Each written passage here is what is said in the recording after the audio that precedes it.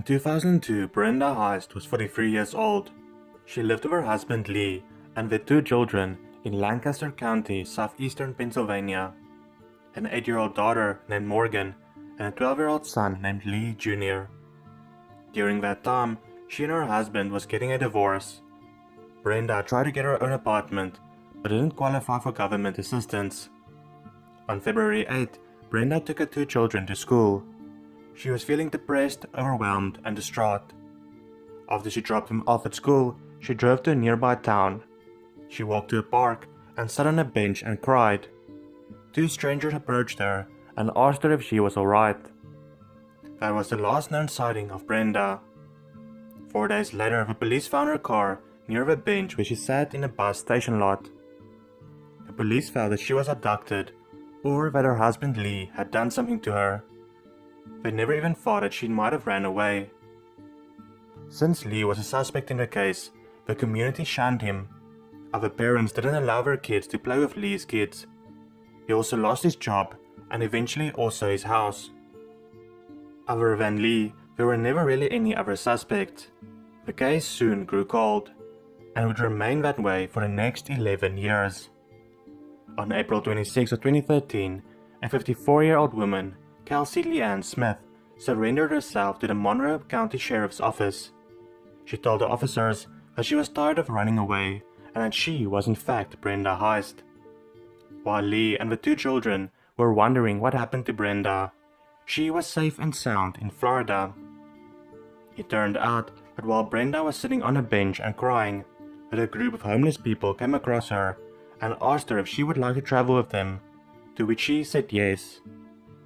They went to Key Largo, where they lived under bridges and ate from garbage cans. After that, she moved in with a man into a trailer where they lived for the next 7 years. When that didn't work out, she went back to living on the streets. In December 2012, she got a job as a live-in housekeeper in Tampa Bay. A few months later, police pulled Brenda over for driving with an expired license plate and found drugs in her car. She served 2 months in jail. After she was released, she went back to jail for a few weeks on an identity theft charge. After that, she lived in a tent community run by a Florida social service agency.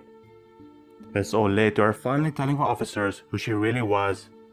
Her 2 children were already in college when they found out, and they want absolutely nothing to do with her. Morgan was quoted as saying, "I hope to eventually forgive her one day for myself, not for her." John Darwin was born on August 14, 1950 in England. On 22nd December of 1973, he married Anne Stevenson. He worked as a teacher and later decided to become a prison officer. On the 21st of March 2002, John was seen paddling out to sea in his kayak. When he didn't show up for work, he was reported as missing. A massive search was launched immediately. The next day, a paddle was found that could have belonged to John. Later that day, the wreckage of the kayak was found. The rescuers were amazed by how John could have gotten into such big trouble when the conditions were so good. His death certificate was then issued, which allowed his wife to claim £25,000 of insurance. The mortgage of £130,000 was also paid off. On December 1st of 2007, John Darwin walked into the police station in London and claimed he had no memory of the last 5 years.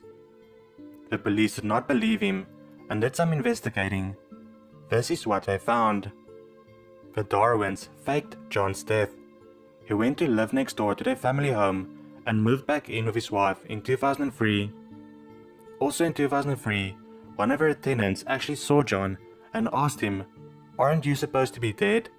But John convinced him to keep quiet.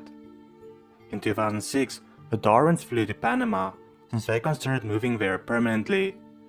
Here is a photo of the 2 of them took with an estate agent. They sold all of their properties in the UK and moved to Panama. Panama's laws changed however in 2007, which meant John needed UK police to verify who he was. He couldn't do this, of course, since he was supposed to be dead. It was then that he decided to go back to the UK and pretend that he had amnesia for the last 5 years. The photo of the couple that was taken in 2006 was crucial evidence of their scam. The Darwin's children was at first elated to hear their father was alive, but when they heard what their parents did, they chose to no longer have contact with their parents. On July 23, 2008, John Darwin and Anne Darwin were both convicted of fraud. They had to sell all their properties to pay back the money. Charles Bothwell and Monique Dillard was a Detroit couple living with their son Charlie. Early 2014, the couple reported their son Charlie missing. Charles even went on live television and was interviewed by Nancy Grace.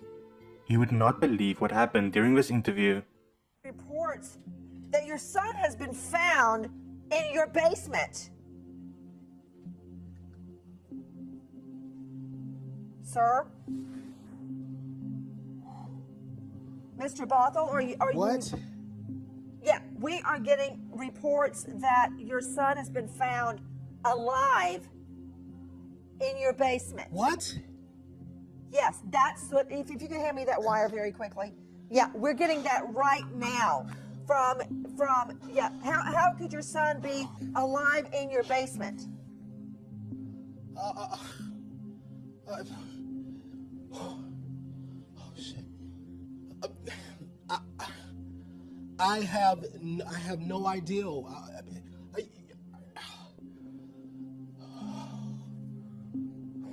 Now, this is just a report that we are hearing out of Detroit that we're trying to confirm. Everybody please. in New York, please get on it. Let me know when we get Charlie Langton from WWJ. We've been on the lookout for him. We searched that entire house repeatedly. The FBI searched, the Detroit police searched. We've all searched. That is right, 11 days after Charlie went missing, he was found in the family's basement. Charlie claimed that his mother locked him in the basement and he was too afraid to come out. In April 2015, the couple were arrested and charged with torture and second-degree child abuse. Charles pleaded guilty. He also stated that he beat his son with a PVC pipe. He was sentenced to 18 months of probation and mandatory anger management classes. Monique accepted a plea deal, but the details were not made public. On April 26 of 1964, Dora Franzak and her husband, Chester Franzak, had their first child by the name of Paul. A woman dressed up as a nurse took their baby from the Chicago hospital. The woman was never seen again. Only the next day did the hospital inform Chester and Dora that their baby was missing, and the police was called. The case got a lot of media attention, and it led to a massive FBI investigation.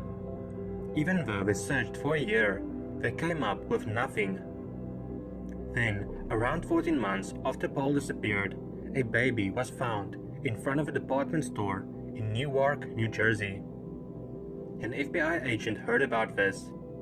There was no blood samples or fingerprints taken from Paul, so they had no idea whether this baby was him or not. There was, however, one photo of Paul. The FBI agent found that the ear of Paul and the ear of the baby that was found looked similar, and took the baby to Dora and Chester Franzak. Dora and Chester did not know if it was their baby or not, but there was so much media attention on them, and they were scared that if they sent the baby back, that it could have been Paul. So they raised the baby as Paul Franzak. When Paul was 10 years old, he found news articles about the time he was kidnapped. Ever since then, it was a nagging thought in the back of his head. He noticed that he looked different than his family members and had totally different interests. Eventually, when he became a father, he decided to act on suspicion and find out the truth.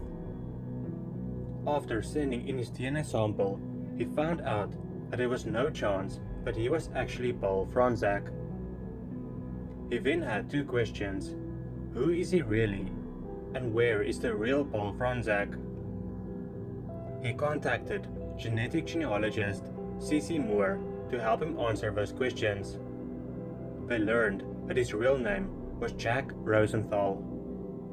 He also learned that he had a twin sister that also went missing by the name of Jill Rosenthal. Yes, they did name the twins Jack and Jill. That answered one question, but raised another. What happened to Jill?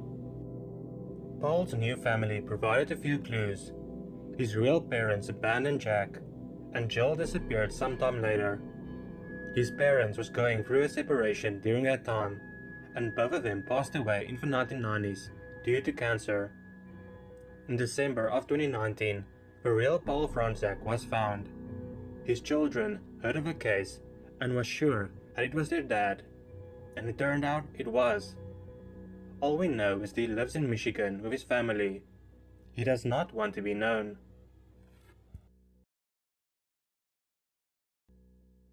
Flora was born in 1939 in New York. After she finished school, she worked at the Concord for a few summers. The Concord was a resort with more than 1,200 rooms. She was one of hundreds of people that flocked to the area to work there over the summer.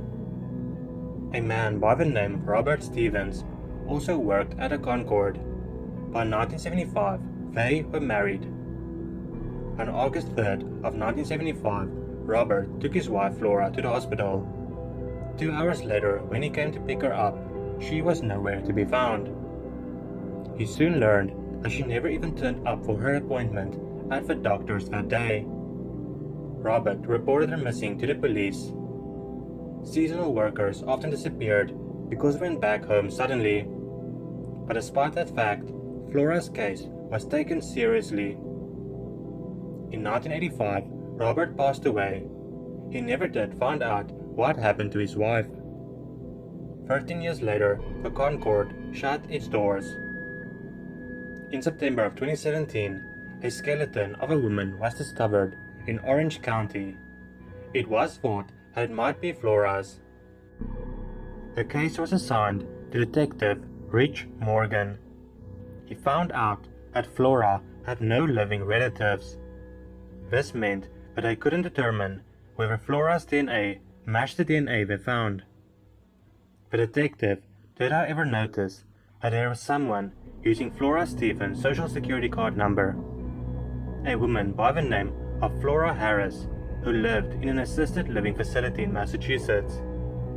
He also noticed that this woman had the same birth date as Flora Stevens. On October 24th, he made his way to the assisted living facility. He showed her a photo of Flora Stevens before she disappeared. The woman simply said, "Me." When showed a photo of Robert, she said his name. He then lastly showed her a photo of the Concord back in its glory days, and she started to smile brightly.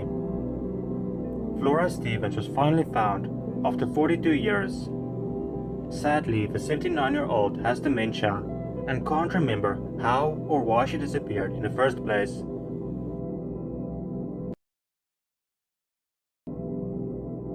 Steve Carter was adopted at the age of 4 from an orphanage in Honolulu. He was adopted by a great family, and when he grew up, he married and considered having children of his own. He started getting curious as to who his real parents are. One day he clicked on missingchildren.com. Steve found an age progression image of a missing person by the name of Mark's Panama Moriarty Barnes. He instantly recognized the photo as himself. Stephen volunteered for a DNA test and learned that he was in fact a missing child. His biological father, Mark Barnes, reported him missing more than 3 decades earlier. His mother, Charlotte Moriarty, took him for a walk and never returned. When he was 4 years old, Charlotte gave him up for adoption, and so he became Steve Carter. I think it's pretty incredible how he found himself.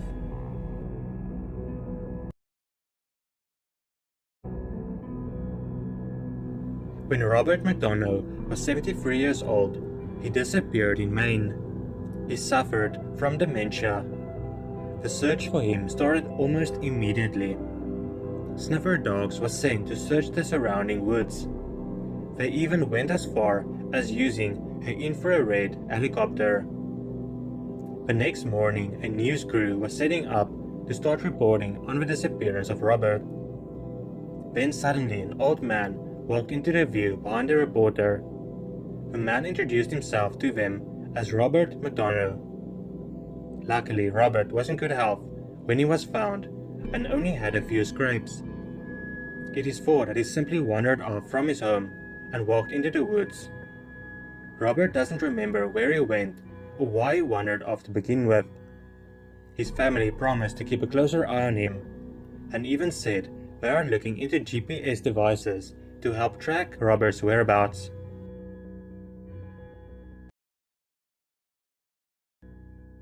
Melvin Uphoff and Jacqueline Raines Crackman was dating in 1965. The thing was, both of them were married to other people. Also in 1965, the two of them disappeared from a Nebraska town about a month apart from each other. It turns out the two of them simply ran away together and did not want to be found.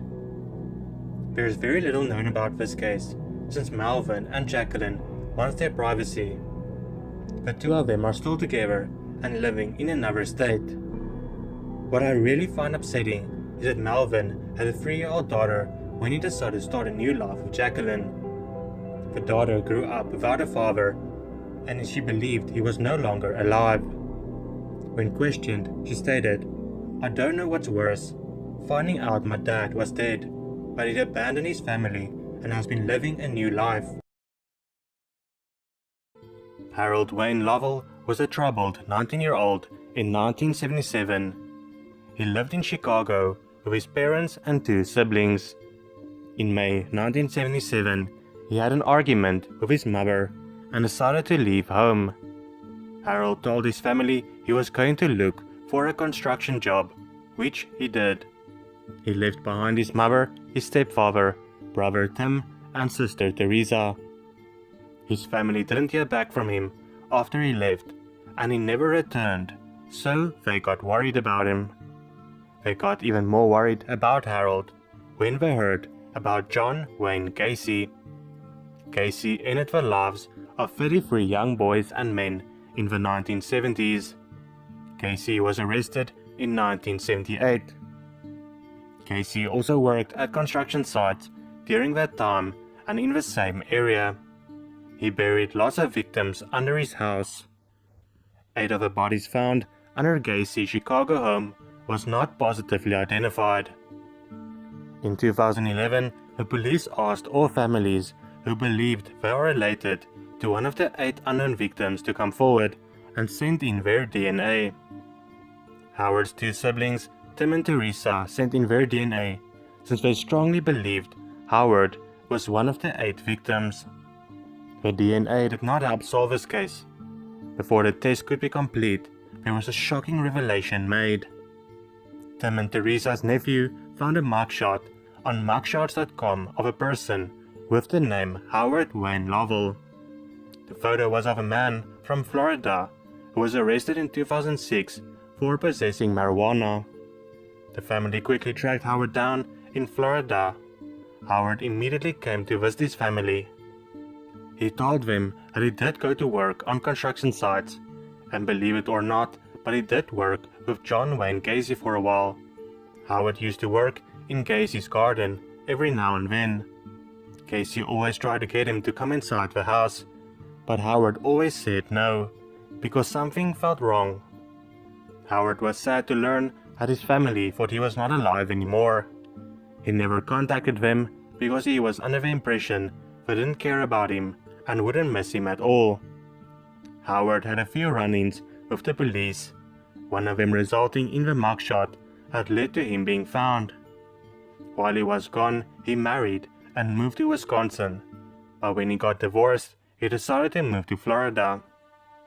Howard's brother had this to say: "I always had that inkling of hope he was alive. I would say, God, let me see my brother one more time."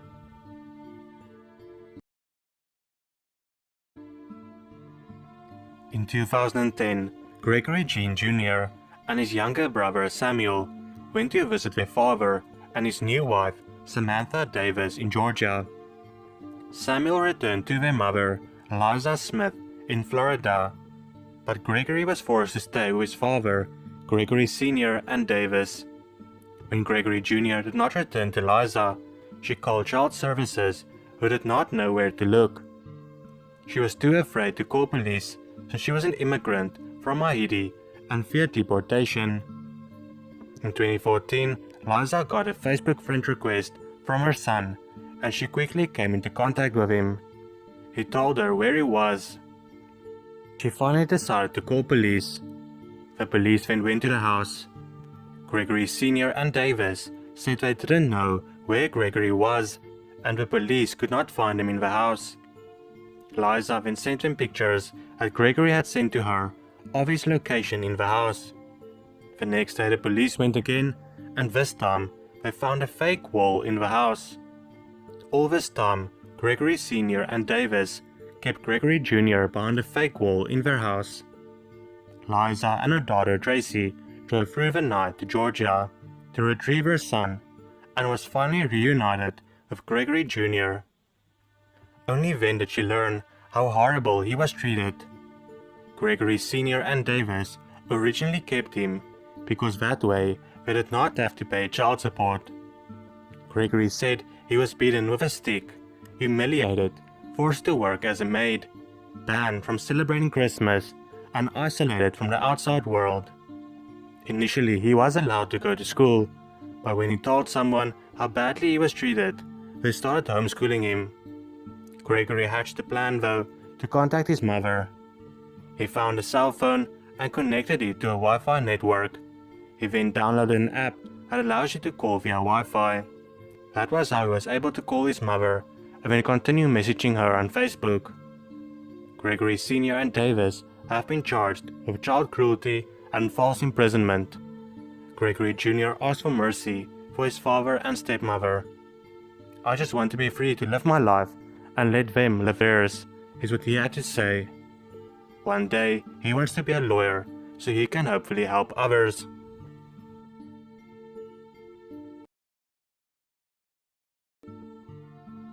Judith Bellow was a 28-year-old wife and mother of two living in Stanwood, Washington.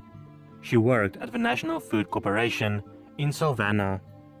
One day, in 1993, she was supposed to pick up her son from daycare, but never did. The police found her car abandoned at the Stanwood post office. There was nothing in the car that would indicate where she went, but they feared that she was met with foul play. Judith was close to her siblings, and they didn't believe that she would just leave everyone behind. The police had no leads, and the case went cold. That would be until 2011. In 2011, the Snohomish County Sheriff's Department received a call from a woman claiming to be Judith Bellow. She told them that she just saw herself on a deck of cards about missing persons cases. She wanted to make sure that they did not need to look for her, and her case was now solved. The police had to make sure that it was the real Judith Bellow. They learned that she was now living in California. After some investigating, they were able to confirm that she was indeed the missing woman. Judith then called some of her family members to tell them she was alive and did not need to worry about her. She gave them a reason she disappeared. Judith wanted to get away from her abusive husband. She now had a new husband, and they had 3 children of their own. Her family was just glad she's safe and was happy to hear news that she also had 3 sons. Judith claims she was scared to contact her family because of her first husband and what he might do to her siblings. Judith spent Thanksgiving and Christmas with her family and is now making up for lost time. Kathy Glass lived in Cobb County, Georgia in 1991. She was 51 years old and worked at a Cracker Barrel and lived at a Country Pines Apartments. Neighbors of Kathy called the police one evening when they heard loud noises coming from her apartment. The police found her body in the hallway. Her apartment was ransacked, so robbery was most likely the motive. The only evidence they had was a palm print, but it did not match anyone in the law enforcement database. With no other leads, the case went cold. In 2019, John Dawes, who is the lead investigator in Cobb County, was sorting through the evidence of Kathy's case when he spotted the palm print. He knew the automated fingerprint identification system recently expanded its records to include palm prints. Dawes knew it was worth a shot. The palm print matched 55-year-old Trent Allen Brown. He was already in jail in Indiana for burglary.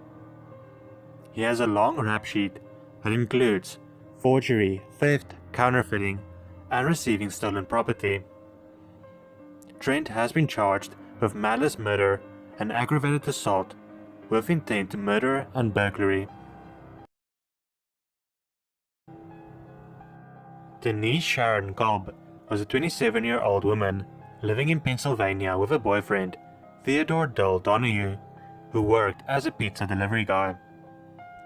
On October 18, 1991, according to Donahue, the pair of them used crack cocaine and were robbed at gunpoint. Donahue says that Denise went to get help, and that was the last time he saw her. The next day, Denise attended a funeral with her family. That would be the last day they ever saw her alive. 3 weeks after the funeral, a passerby found Denise's body in Birmingham Township, Delaware County. Her cause of death was most likely asphyxiation. It was difficult to say due to the decomposition. A long yellow sock was found on her lower back. The police also found a long yellow sock in Donahue's apartment, but they lost the yellow sock found at the crime scene and couldn't verify if the two socks was a pair. Donahue was a major suspect in the case, but no more evidence came forward and the case went cold. That was until 2015. Byron Wolf, the head of the photography program at the Temple University's Tyler School of Art and Architecture, used techniques to bring out details in the original crime scene photos. That was used to match the yellow sock that was found on Denise to the yellow sock found in Donahue's apartment. More and more information came to light that incriminated Donahue. He actually saw Denise after the funeral when he argued with her. The police found out that Donahue stayed at a motel a couple of times a year but was less than a mile away from where Denise was found. Donahue also admitted to the police that his nickname was Ted Bundy. Lisa Campbell, who worked with Donahue at a restaurant in the 1990s, testified that he told her that he once had a roommate who died on the couch and he was questioned by police about the death. She found it odd because he acted like he got away with something. Amber Booth, who had been a roommate of Donahue's in 2012 when they worked at Golden Crust Pizza, testified that Donahue told her one day he had just returned from visiting a spot in the woods where a former girlfriend's body had been found. He said that a woman's name was Denise, and she was found face down, naked, with her legs spread. That is information only the killer and the police would know at that point. Donahue was finally arrested on 3rd September 2019 and charged with murder, abuse of a corpse, tampering of evidence, obstruction of justice, and false reports to the police.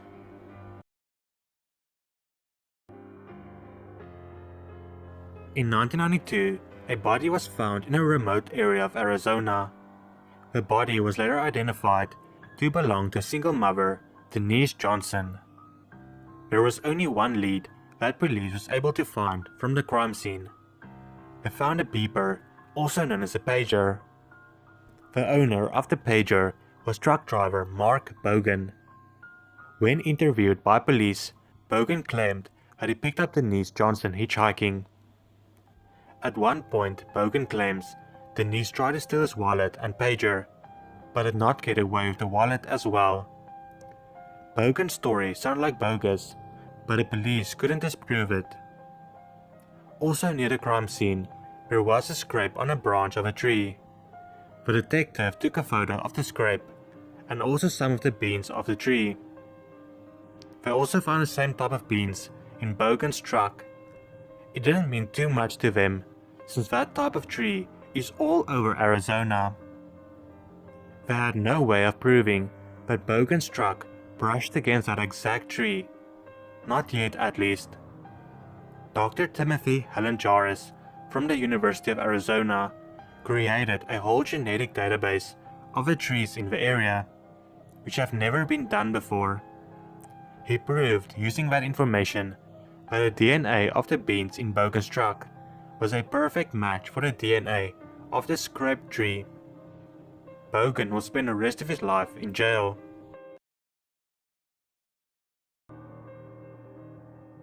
Roy McCaleb was a 51-year-old man living in Texas and working as a foreman at a construction company in Texas.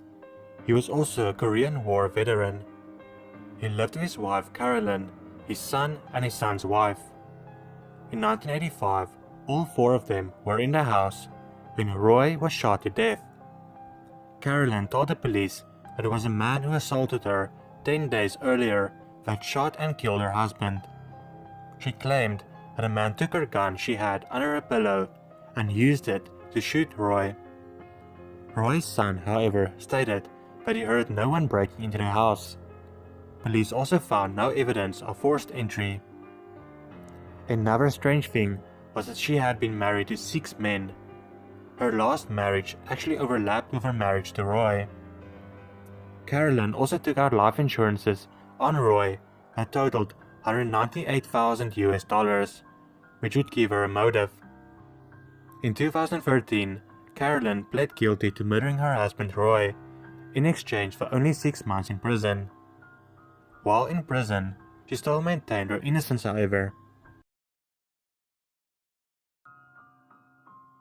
Pamela Malam was 19 years old and studying at Indiana State University.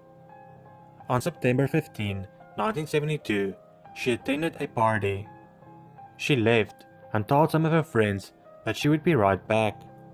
But she wasn't. Pamela never returned to her friends.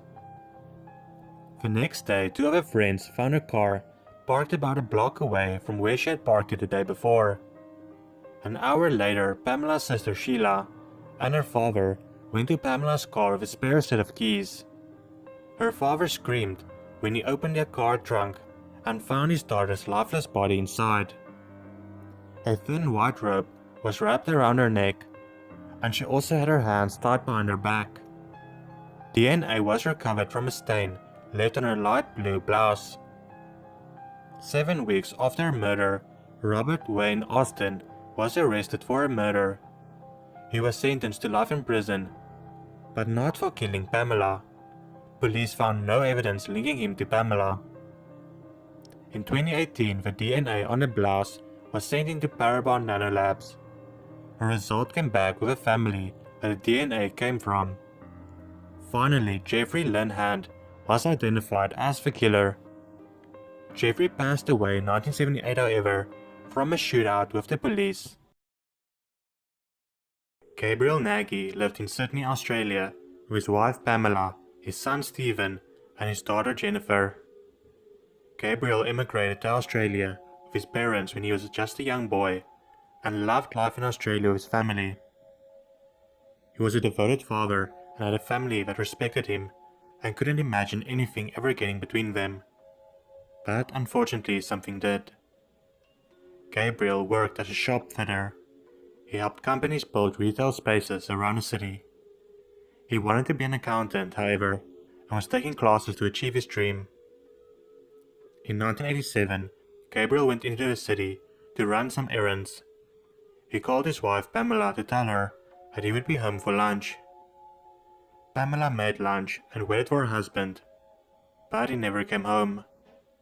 She waited until she received a call that changed her life forever.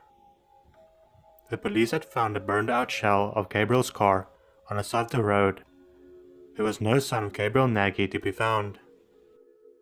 Pamela and her 2 children started putting out missing persons flyers all over Sydney. Surely someone had to know what happened to Gabriel after the car accident. Unfortunately, no one knew. 2 weeks after Gabriel disappeared, the police determined that he withdrew money from a bank in the city of Newcastle. Newcastle is about 100 miles away from Sydney. His family was hopeful about this new lead and believed this would help them find Gabriel. The lead turned into a dead end, however, and the case went cold for 2 more decades. There was a senior constable by the name of Georgia Robinson. She promised herself that she would solve this case. In her last attempt at finding Gabriel, she did just that. She looked through some files when she came across something. The Medicare system in Australia showed documents that a person named Gabriel Nagy recently underwent eye surgery. The records also showed that a man went by another name, Ron Saunders. Constable Robinson called this man. The man told her that the last 2 decades of his life was fuzzy, to say the least. He spent most of the time homeless, just wandering from city to city. That was until a pastor by the name of Barry Haho came across Gabriel.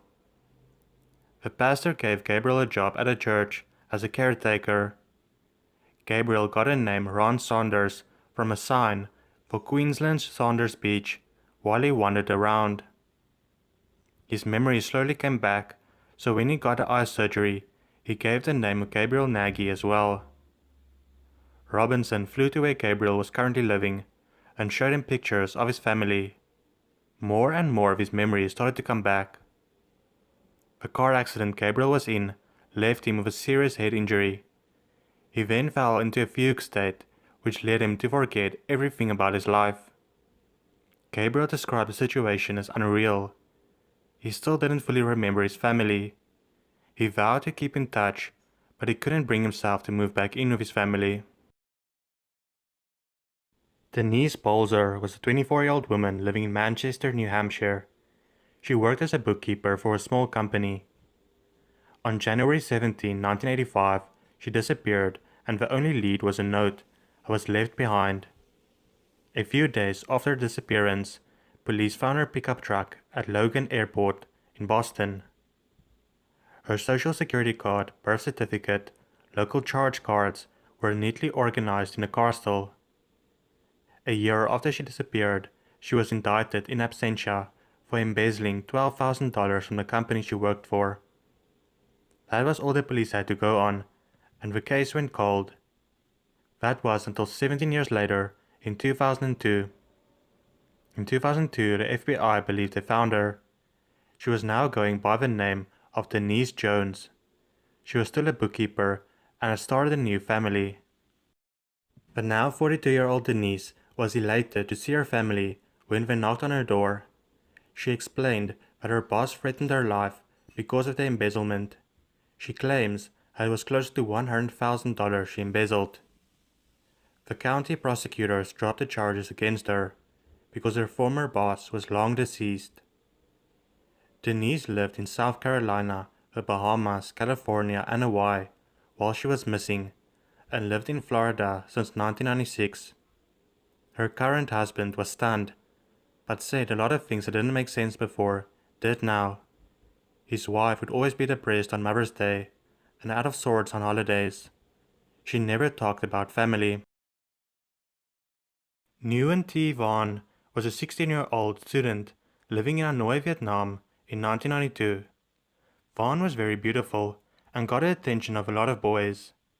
This led her to not focus on her studies at all, and she spent most of her time going out with her friends. One such evening she arrived home after curfew, and her mother refused to open the door for her. That night Vaughn disappeared.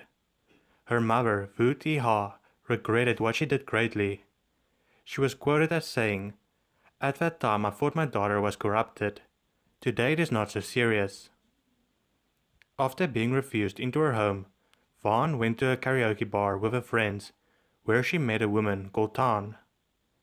This woman led Vaughn and her friends to a bar near the Chinese-Vietnam border. They spent the night drinking and singing. The next morning Vaughn woke up and was shocked to learn that she and her friends were held captive in a house in China.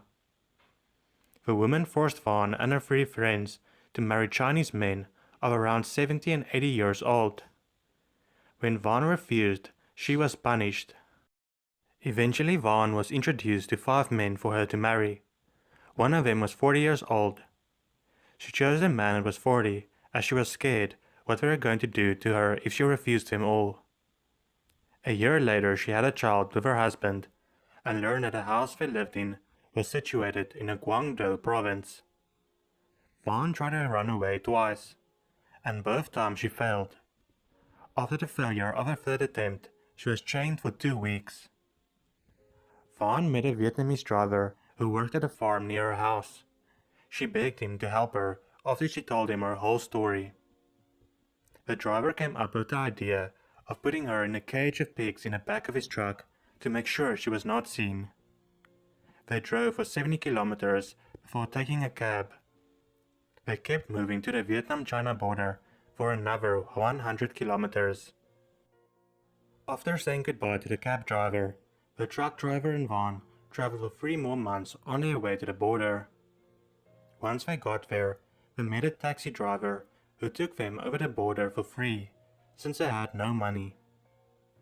Once entering Vietnam, Vaughn was scared that the family has passed away. This was now 21 years after she disappeared. The truck driver told Vaughn, however, if your parents died and your family does not accept you, you can come back to live with me. With that reassurance, Van went to look for her family. She asked many people for help, since Hanoi changed so much since she had left. The 6th person she asked was her uncle. They did not recognize each other until Vaughn told him that she was Mrs. Ha's daughter. Her uncle dropped the bundle of vegetables he was carrying and ran to his sister's house. At first she did not believe him until she saw a long-lost daughter with her own eyes.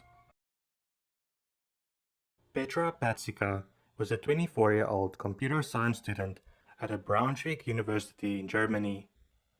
On July 26 of 1984, she visited her dentist and then went to a shop to buy a printer cartridge that she planned to give to her younger brother Karsten for his birthday. Petra also tells her neighbor Misha to water her plants while she's away. She planned on visiting her parents in Wolfsburg for the holidays. Petra informs her parents how she's looking forward to be there for the holidays, finishing her schoolwork and then looking after her younger brother. Her family was excited for Petra to come home, but unfortunately she never did. At first they thought that she stayed longer at the university, but there were no signs of her there. 2 days later, when she missed Karsten's birthday party, her parents finally reported her missing. There was not too much to go on for the police, and the case went cold. In 1985, a 19-year-old carpenter's apprentice, simply known as Gunter K., confessed to ending the lives of both Petra and a 14-year-old. The police did not believe his story, however, and found that he had nothing to do with Petra's disappearance. In September of 2015, 31 years after Petra disappeared, there was finally a breakthrough in the case. The police was called to an apartment in Düsseldorf belonging to a 35-year-old woman by the name of Petra Schneider. The police wanted to see her ID, and only then she told them the truth, that she is the girl that went missing 31 years ago. She said that she carefully planned her disappearance. Even after being found, she wants no contact with her family. Since her disappearance, she had been living in various places across Germany, under the name of Petra Schneider. She had no passport, identity card, bank account, doctor, dentist, or insurance. If it wasn't for the burglary at her apartment, the case may never have been solved.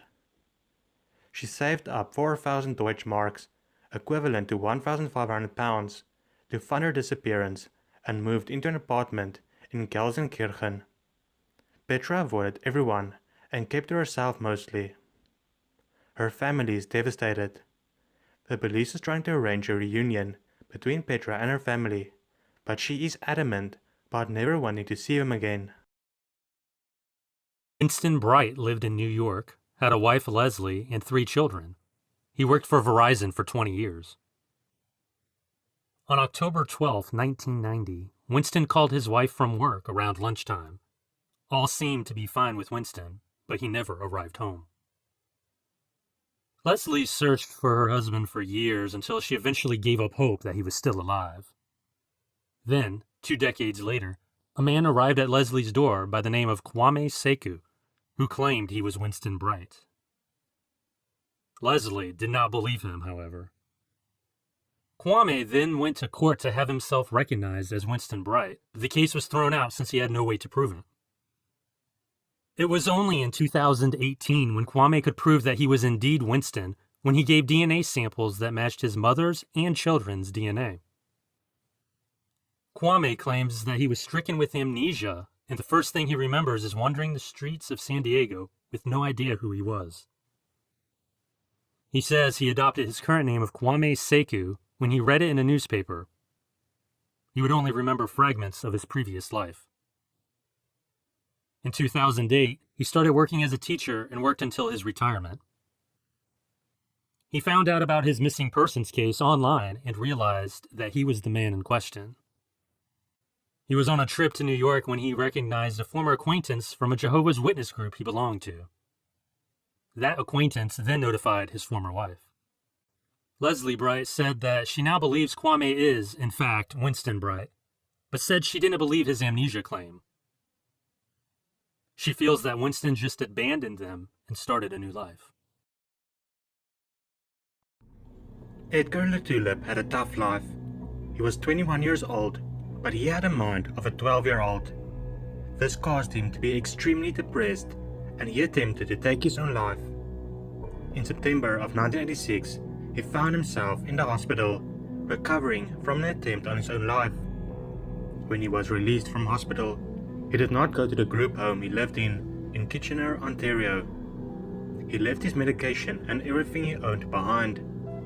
Edgar simply did not possess the skills needed to survive on his own, especially not without his medicine. When his mother found out he disappeared, she immediately contacted the police. The police discovered that Edgar had traveled to Niagara Falls using a bus. This immediately worried them that he was about to attempt to end his life again. No one at Niagara Falls saw Edgar, however, and he wasn't found. Posters were put up, but with no leads, the case went cold. In 1993, the police were contacted by a man who claimed he had seen Edgar. Unfortunately, the man in question was never found. In January of 2016, a man came forward claiming he was Edgar LeTulip. The man lived in St. Catharines, Ontario, and was in his 50s. He also had the same developmental delays that Edgar had. His DNA was quickly tested, and it turned out that he was in fact Edgar. He had an accident and got amnesia. After that, he moved to a new town and started a new life. Eventually, he started having flashbacks of a previous life that he could not remember.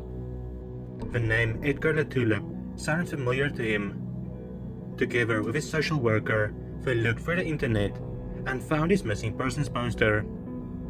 The police believes that Edgar traveled to Niagara Falls, hit his head, and an injury gave him amnesia. The police does not want to disclose what life he has been leading in the last 30 years, or what his assumed name was.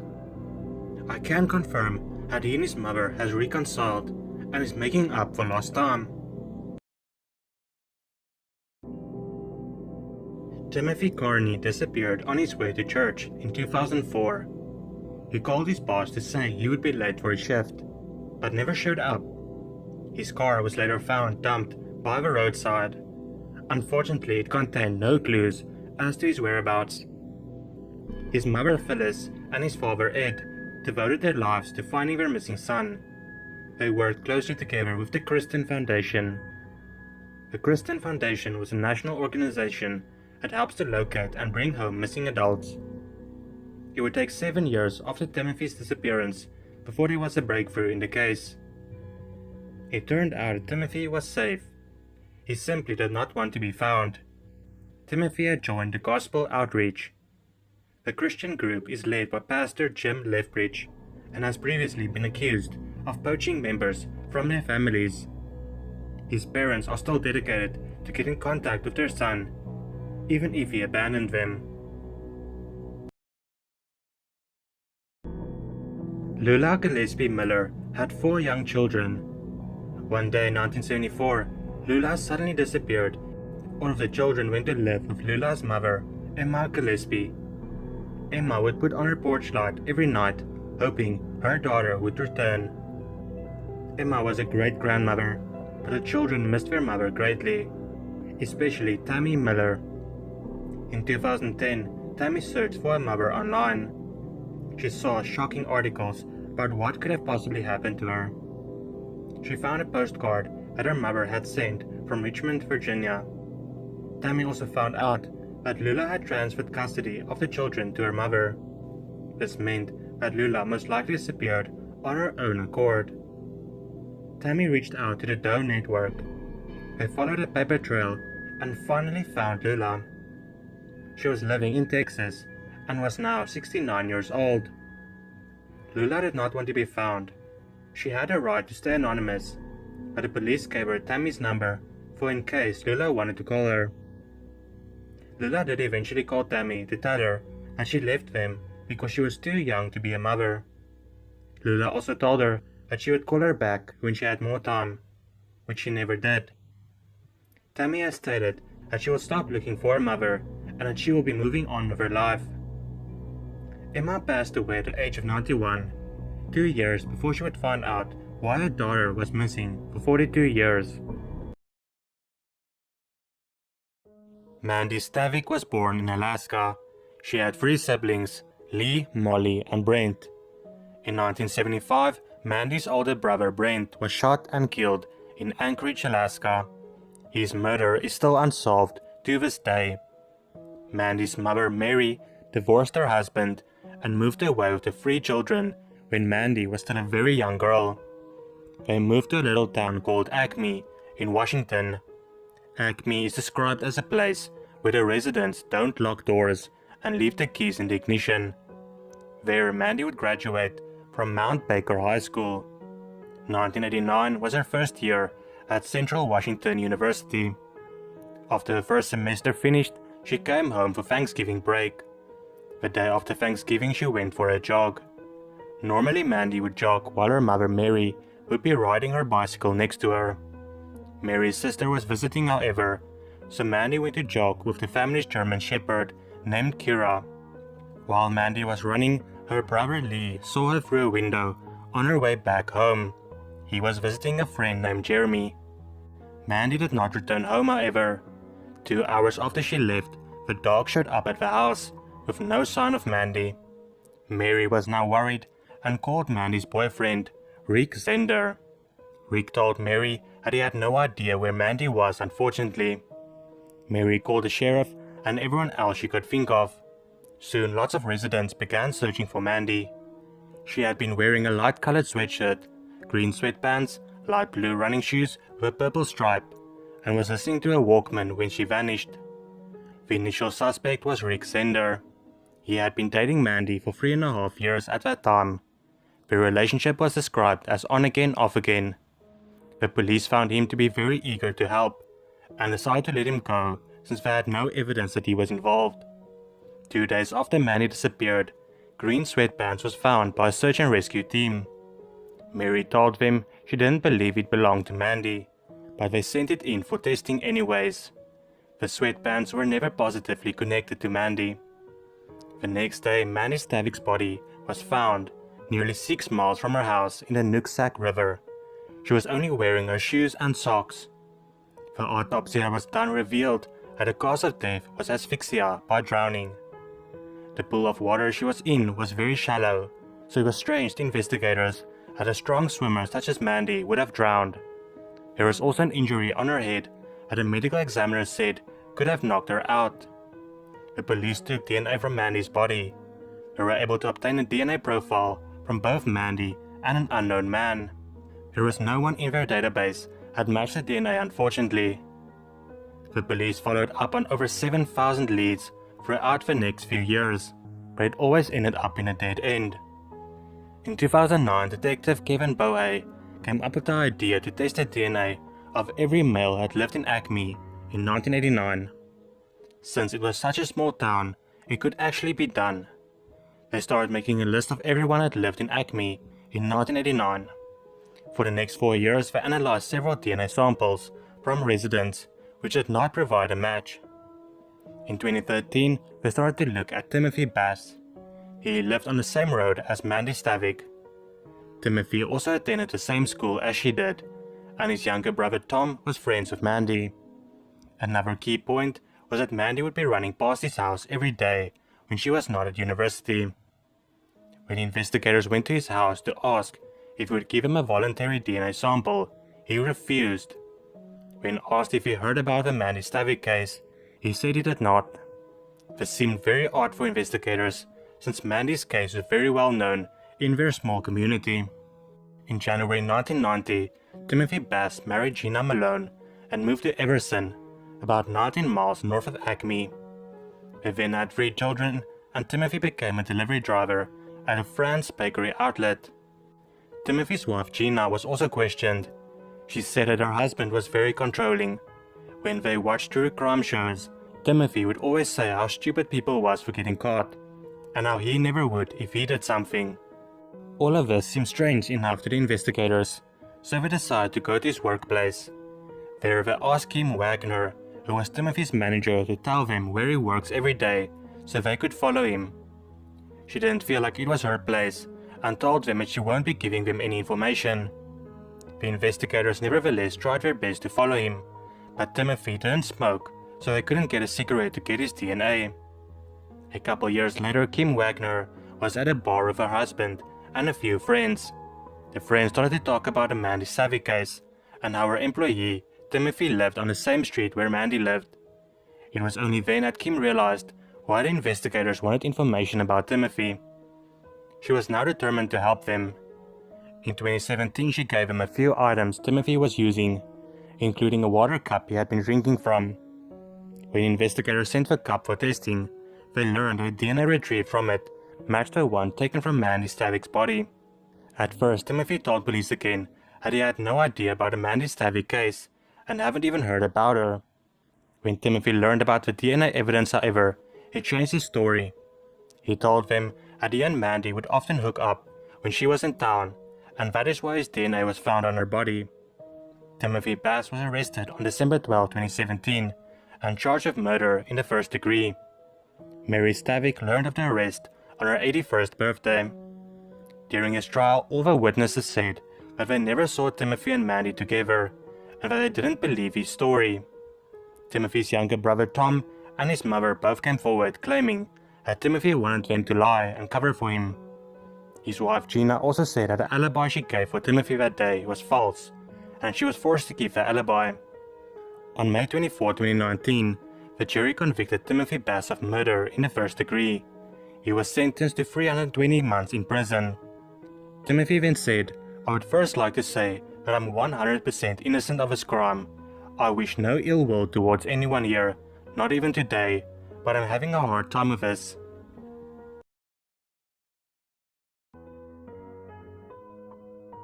On November 25, 1987, a homeless man found a girl's body along Interstate 10 in Marana, Arizona.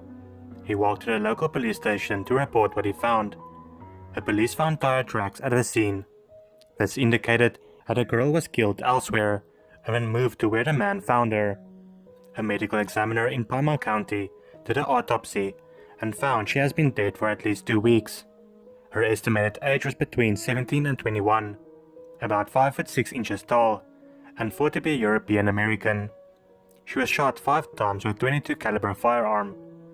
In 2010, a forensic facial reconstruction was done. The idea was that people who knew the young woman would recognize her. In 2015, a man and a woman named Ellen and Donald Criswell came forward, claiming that they recognized the young woman.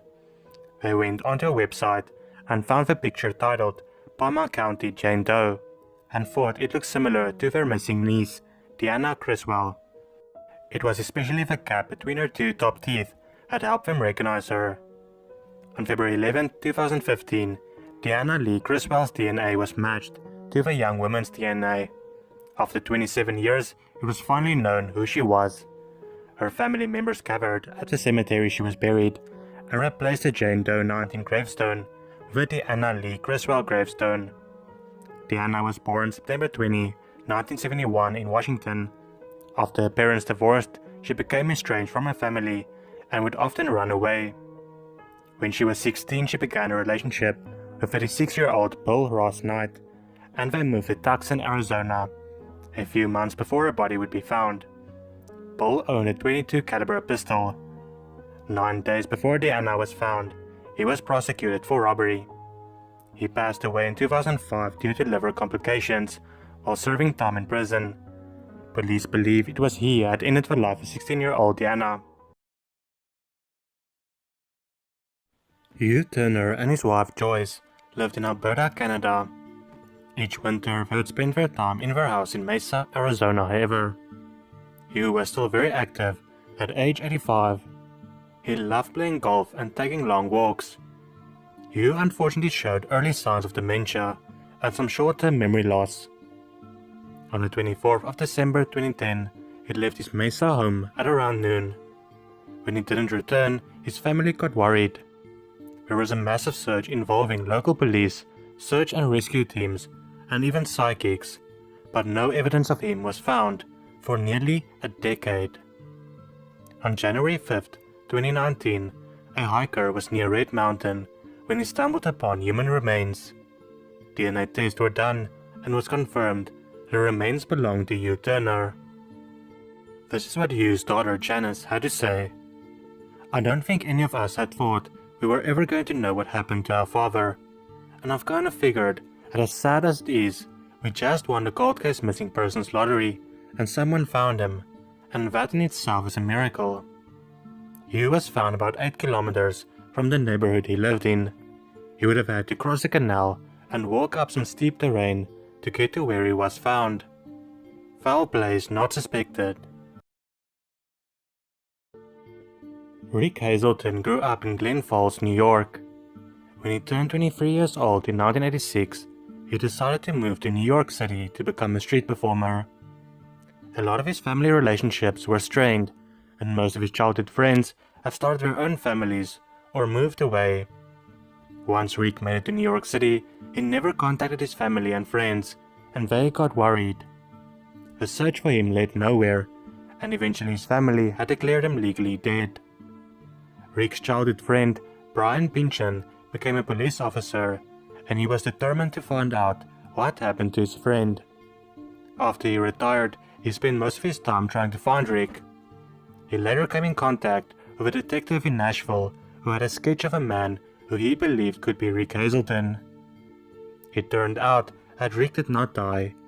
He tried being a street performer for a few months, and it did not work out for him. Afterwards, he spent a couple of months in Miami. One day he came across an ad that showed a cheap airplane ticket to Denver, Colorado. From there, he hitchhiked to western Colorado, where he met the woman that would become his wife. The couple had 2 children together. In 2001, the family moved to Oregon to be closer to his wife's family. Rick believed that his friends and family did not care about him and never tried contacting them. He believed that until Brian finally came into contact with him thanks to a detective in Nashville. Only then did he realize how many people have spent years looking for him. Rick and Brian started sending letters to each other, and in August of 2019, Rick saved up money to go back to Glen Falls. He spent Thanksgiving with his family and hanged out with his friends. "If you love someone, never give up on them," is what Brian said after he was reunited with Rick.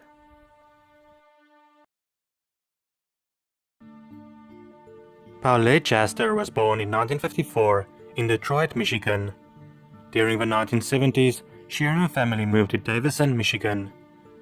Paulette was known as a bright, pretty girl and was well liked. She was named to the National Honor Society at age 17 and was a gifted athlete. In late August 1972, she began her studies at Central Michigan University. After the initial semester, she dropped out, however. Her family started to notice that something wasn't quite right with her, but they weren't sure exactly what it could be. She broke up with her high school sweetheart, she quit her job, and she started using marijuana. In June of 1977, Paulette told the Davison police that people were trying to kill her and use her mind. Very little was known about mental health in the 1970s, and she was sent to the Ypsilanti State Hospital for evaluation and then treatment. Her sister believes that she might have had schizophrenia. Less than 2 months after Paulette entered the state hospital, she signed herself out. Since she was an adult of 23 years of age, she was able to do this. 2 days after her birthday party in 1979, she left town without saying goodbye to anyone. She was seen carrying an army-style duffel bag. Social Security records show that in 1980 she earned $319 while working at a Walgreens in Mesa, Arizona. In 1983, Paulette's mother, Caroline Jaster, received a tip that her daughter might be in Florida and that she was in trouble. Caroline found several people that saw Paulette in Florida, but unfortunately this lead led nowhere. Near Christmas of 1989, one of Paulette's sisters received a call that she believed was from Paulette, but the woman refused to stay on the line. In 1996, there was a Minnesota Jane Doe that seemed like a positive match for Paulette, but has turned out to be a false lead. In 2005, Caroline passed away without knowing what happened to her daughter. In 2008, her husband Edwin followed his wife. In 2014, Paulette's family was contacted by Debbie Saunders from Web Sleuths, who believed she had cracked the case. She believed that a victim of a 1980 hit-and-run was Paulette. Testing was done on the remains, and it turns out she was right. They actually used the unique freckle pattern on Paulette's face to identify her. Paulette had been buried in Houston and known only as Jane Doe from 1980 through 2014. After the identification, her grave, previously marked with only a case number, was replaced with a plaque identifying her as Paulette with birth and death dates, and the family held a memorial service there in October 2014. 21-year-old Riley Zickel studied music and chemistry at Lewis and Clark College in Portland. In 2016, during summer break, he climbed into his car and drove from Portland to Mount Jefferson. He planned to hike and camp there for one night, and then returned to his car and drove to Seattle to meet a friend. Riley never made it to Seattle, and the search for him started. 340 people put in 5,000 hours searching for him in the 350 acres of forested wilderness. Riley's friends and even his half-brother also joined in the search for him. On August 1st, a hiker came forward with a photo he took on the 29th of July. Riley's family and the police believed it could be Riley, especially since the tent he took with him looked similar to the one that can be seen in the photograph. A man came forward, however, proving that he was the man in the photo, and not at all Riley. The search for him lasted longer than normal, since he had the resources and know-how to survive for long. But in October 2016, his parents held a memorial service for him, when they believed it was unlikely that he would be found alive. "We are coping," his mom said at the time. The truth of it is he was only 21, but it's kind of a beautiful story in the sense that he died doing something he loved so much more than anything in the world, and now is literally part of the mountain. In 2019, climbers reported to the sheriff's office that they found what they believed were Riley Zickel's remains, and they were right. The area was very prone to rock slides, and wouldn't have been searched properly 3 years ago when Riley first disappeared. Riley's father also said that Riley's clothes and equipment blended into the background. His father also said, "I was not able to learn to live with not knowing what happened. So knowing, as painful as it is better." Amy Allwine and her husband Stephen lived in Minnesota. They had a 9-year-old son named Joseph. Amy worked as a dog trainer, and Stephen was an IT specialist. They were very religious. The two of them met at a religious college. Both of them belonged to the United Church of God. The church had very strict rules that its members had to adhere to. On the 31st of May 2016, there was a knock at the door. Amy and Stephen was very surprised to see 2 FBI agents on their doorstep. The FBI agents informed them that they have been looking into a group called Besa Mafia on the dark web. Besa Mafia basically provided a service on the dark web where if you wanted someone killed, you could contact them, like hitmen. Besa Mafia had ties to the Albanian Mafia. The FBI agents then told Amy and Steven that someone had tried to hire a hitman to kill Amy. A user by the name of Dark Day God contacted Besa Mafia and paid them $12,000 in bitcoins to kill Amy.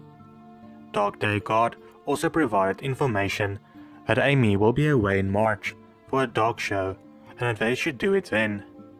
Besa Mafia agreed and said they'll do it. There was lots of correspondence between the two, setting up different dates and ways of doing it, but it never materialized. Unbeknownst to Dark Day God, Besa Mafia was a fake group, just taking money and not actually planning to kill anyone.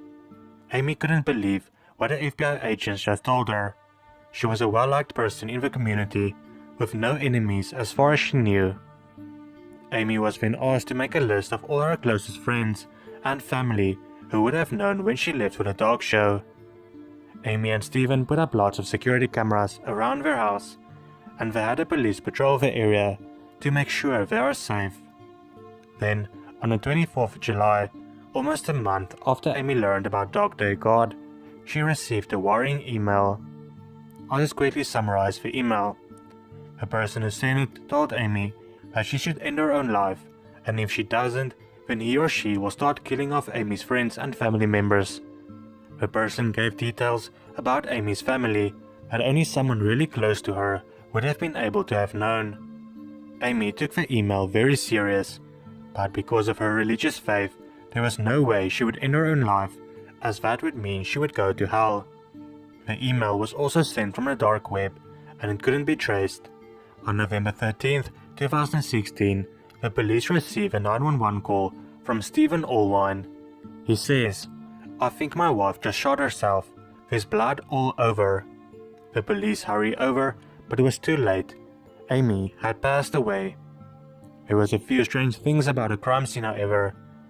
The gun was in her left hand, even though she was right-handed. There was still food cooking in the oven. Why would she make dinner and then decide to end her life all of a sudden? The bullet went through the right ear, which would have been near impossible to do with your left hand. The blood splatter was also something they found strange. It looked as if her body was moved. When the police used luminol, they found that her blood was almost everywhere in the house. Surprisingly, also in Joseph's room. It was obvious that Amy did not end her own life, but that someone else shot her. What I found extremely sad, that it was 9-year-old Joseph who found his mom and then called his dad. There was only one real suspect, Dark Day God, who contacted Besa Mafia and emailed Amy. The problem was that I couldn't really track anything on a dark web and find out who it is. The police did however notice that Amy's husband Stephen wasn't mourning at all. This of course doesn't mean that he is guilty. Everyone grieves in their own way, but it was enough for police to question him. They checked in Stephen's basement where he was working, and they found 66 electrical devices. He is an IT specialist, but I still think 66 is a lot. They took some of his devices for the investigation. They learned that Stephen was actually cheating on Amy. This could have been a possible motive. He was cheating on Amy with a couple of women, and it was clear that he no longer wanted to be married to Amy. But remember, due to his faith, divorce was not an option. The police also learned from his devices that Stephen was very familiar with the dark web. They found that Stephen had a lot of searches for scopolamine, a drug that basically renders your body helpless. Stephen looked all over on the dark web for this drug. Amy's autopsy revealed that she had lots of scopolamine in her system. It can't be proven that Stephen was the one that gave it to her, but a pretty big coincidence nevertheless. The name that Stephen was using on his forums looking for the drug was, you guessed it, Dark Day God. Using iCloud, the police was able to see that the Bitcoin code Dark Day God used was on Stephen's phone. It was now undeniable that Stephen was the one who ended his wife's life. He knew divorce was not an option. I'm not sure how his faith works, but I'm pretty sure that if it's wrong to divorce, it must be wrong to kill your wife too. His trial started in January 2018. It lasted only 8 days, and he was found guilty. He was sentenced to life in prison without parole. I find it really awful as Stephen actually let his 9-year-old son Joseph find his mother that way. I mean, it will be something that he's going to have to live with for the rest of his life. 49-year-old Sarah Lynn Wineski was living in St. Petersburg, Florida in 2005. She had recently moved from Sarasota. Sarah had 4 children and 4 grandchildren, but had no contact with them at the time. Things weren't good for her, and she became homeless. On the 22nd of May 2005, a St. Petersburg woman called police at 11 p.m. because she heard a woman screaming. The next day, a woman's body was found underneath the deck of a McDonald's. It was the body of Sarah Lynn Wineski, and her family was informed. DNA samples were taken at the time, but the technology simply wasn't there to match it to someone. In 2013, they were finally able to match it to someone, 31-year-old Raymond Samuels. Raymond was already serving a prison sentence in Ohio since 2006 for attempted murder and kidnapping. His DNA was not only on the crime scene, but also on a belt that was used to strangle Sarah. Sarah's daughter, Candace Cheeseman, had this to say: "She was not living a life to be proud of at the time of her death. As a family, we are not in denial about where she was in life, but it is important to us that people know that her life was not a waste and not something anyone had the right to take from her. She was not always homeless and alone. We have wonderful memories of her, and her murderer stole the hope that we all carried in our hearts, that we would have a chance to make more memories with her someday." Raina Risen was born on May 6, 1976 in Indiana. Her parents were Ben and Karen Risen.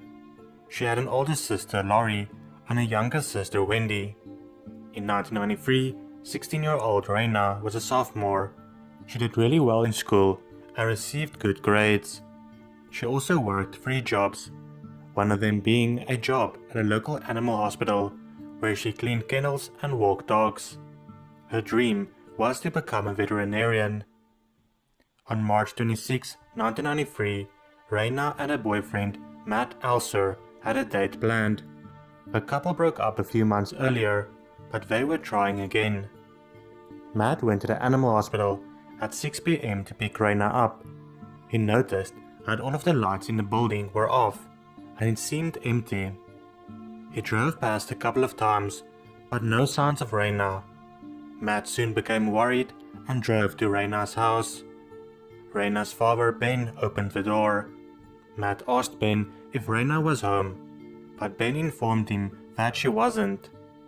Raina's parents, her younger sister Wendy, and Matt all waited in the house for Raina to come home. By 10:30 p.m., Raina still didn't arrive home, and they went to the local police station to report her missing. They were told that they had to wait 24 hours before they would be able to file a missing persons report. Ben gave them a photo of Raina and asked them to be on the lookout either way, since it was so unlike Raina. The next morning, there was still no sign of her, and the family decided they could not wait any longer. Wendy started to call lots of people, asking if they didn't perhaps see Raina or know what has happened to her. She called Raina's older sister Laurie and Laurie's husband, Ray. The two of them both stated, however, that they haven't heard from Raina at all. The family also began searching around and put up lots of missing persons flyers. The police heard about this and started their own investigation. They made a public appeal asking for any information that leads to Raina's whereabouts.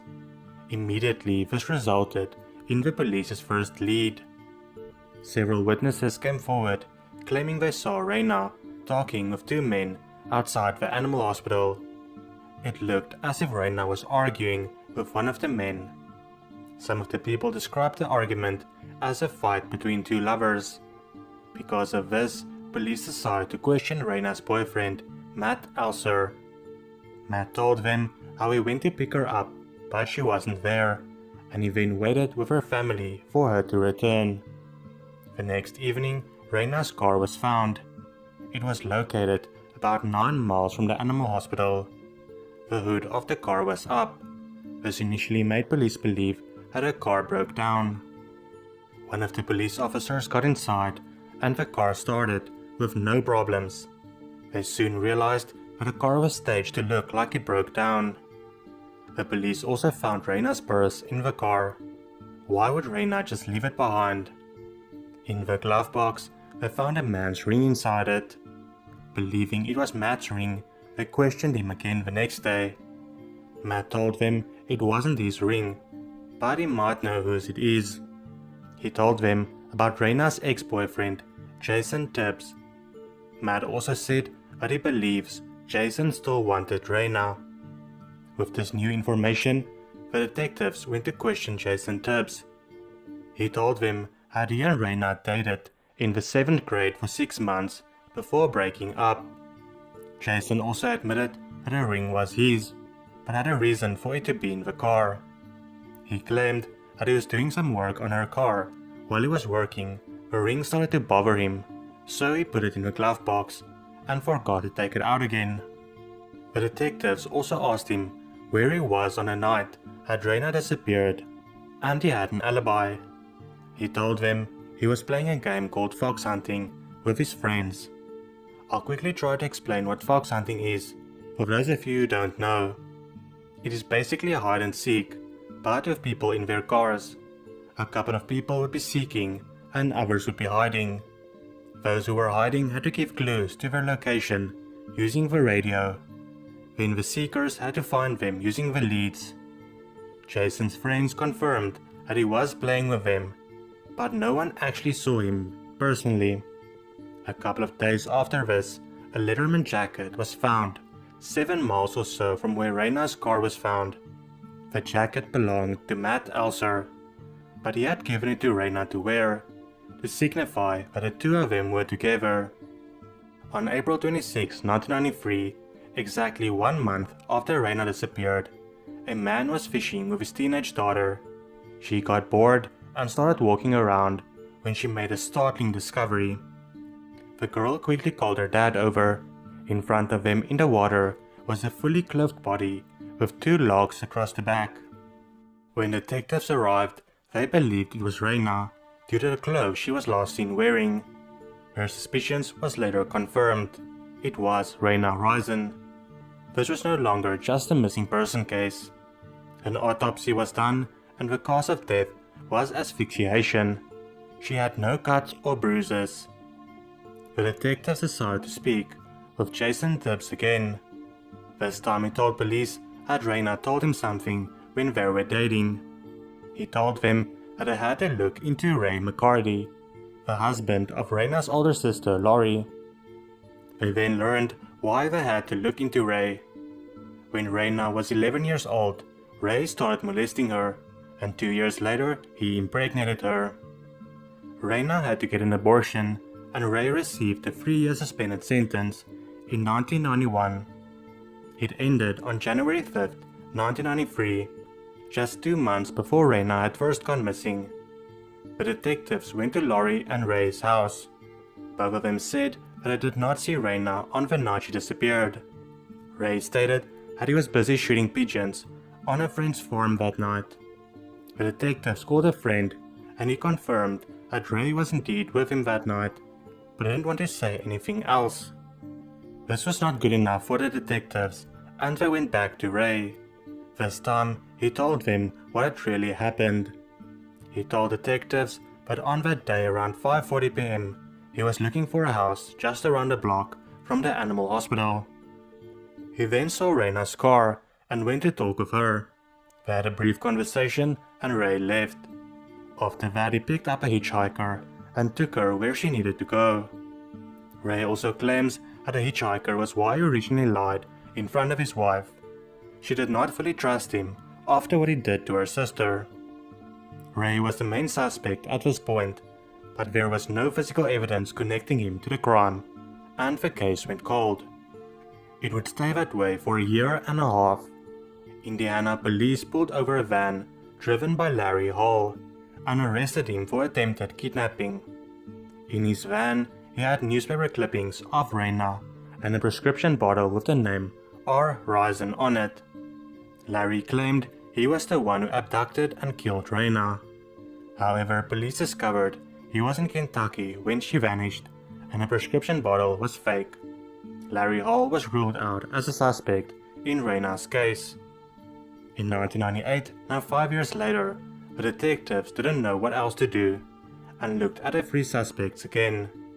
Raina's boyfriend, Matt Elser, her ex-boyfriend Jason Tibbs, and her older sister's husband, Ray McCarty. Matt's alibi was solid, and he never was a serious suspect. Jason's story of fox hunting wasn't that solid, because no one actually saw him.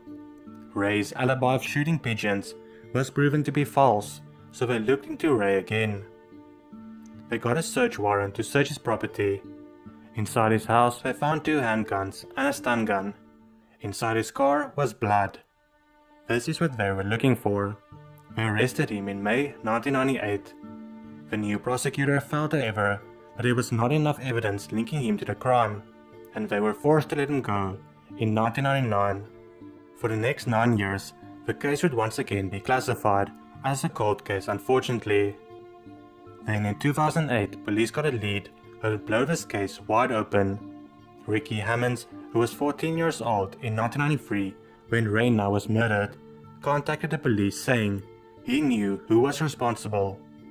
This is everything he had to say.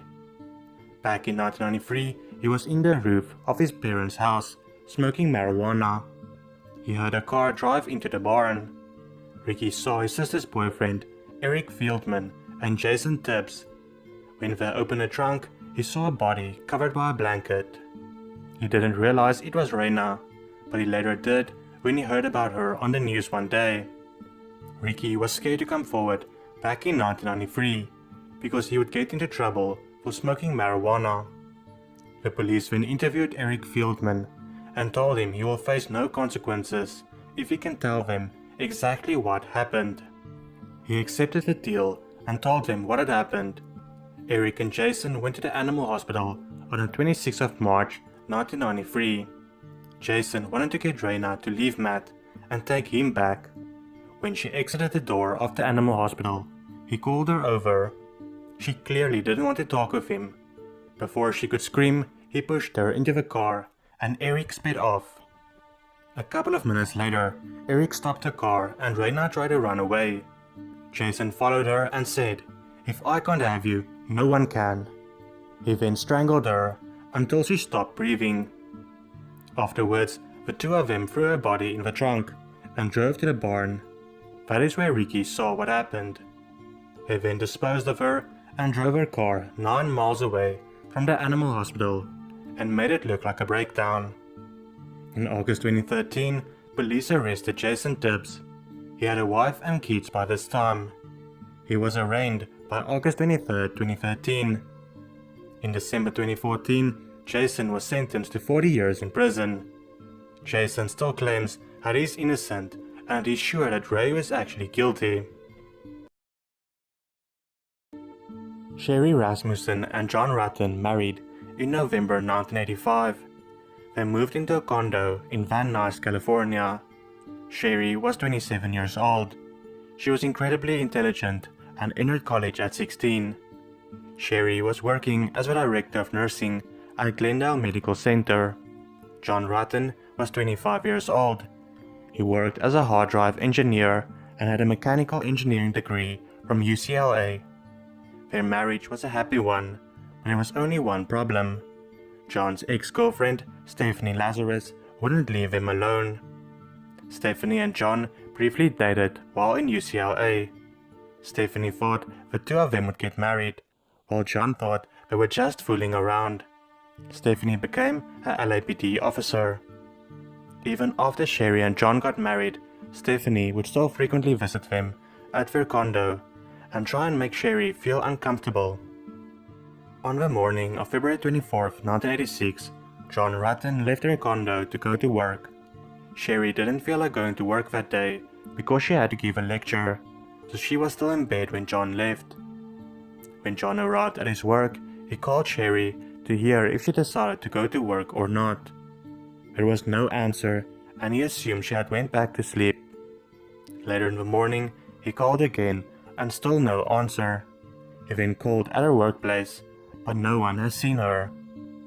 That evening, John returns home, and he immediately sensed something is wrong. He saw that the garage door was open, and the BMW he bought for Sherry was missing. He goes inside and finds his wife's body on the living room floor. She was shot 3 times. It seemed like there was a massive fight in the house, and Sherry also had a wound on her face, likely inflicted by a muzzle of a gun. On Sherry's arm there was a bite mark, which at least meant that it had DNA of the suspect. Immediately the detectives concluded that it was a burglar who was surprised by Sherry being home. There was a problem with his theory. The only thing taken was a BMW, and that was found 1 week later. If it was a robbery, why wouldn't the thieves actually take something? When Sherry's parents, Nels and Loretta, found out, they called the lead detective, Lyle Meyer. Nels told the detective that Sherry felt threatened by Stephanie Lazarus and that she should be looked into. Lyle Meyer made a note of it, but Stephanie Lazarus was never looked into at all.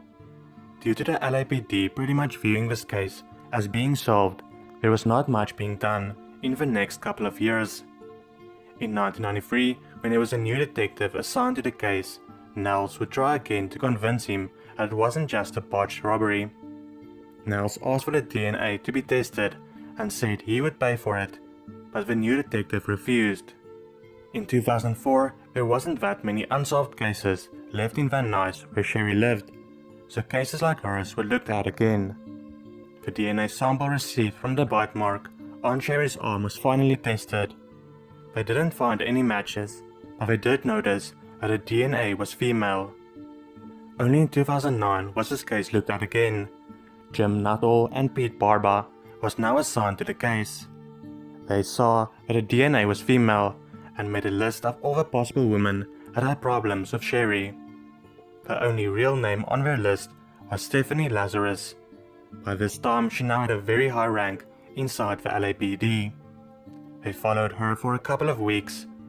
Finally, one day, they were able to retrieve some of her DNA from a cup that she had been drinking from. It was sent in for testing, and it matched the DNA found on a bite mark on Sherry's arm perfectly. They then interviewed Stephanie. She was trying to be smart, but she did let little bits of information slip. When she left, there were 2 police officers outside who arrested her. The trial began in 2012, and more information came out. The gun that was used was .38 caliber, and is the same gun that Stephanie had at the time. Stephanie also didn't come into work that day. In March 2012, 52-year-old Stephanie Lazarus was convicted of first-degree murder. She was sentenced to 27 years in prison. She will be eligible for parole in 2034. Bonnie Woodward was a 47-year-old woman from Alton in Illinois.